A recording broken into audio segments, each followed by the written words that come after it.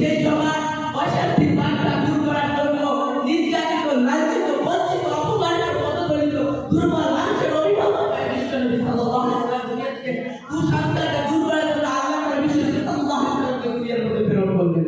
সুতরাং বিশ্বনবী সাল্লাল্লাহু আলাইহি ওয়াসাল্লামের 63 জীবন 63 বছরের জীবন আদর্শে যে অনুপম অপূর্ব মনোরম আদর্শে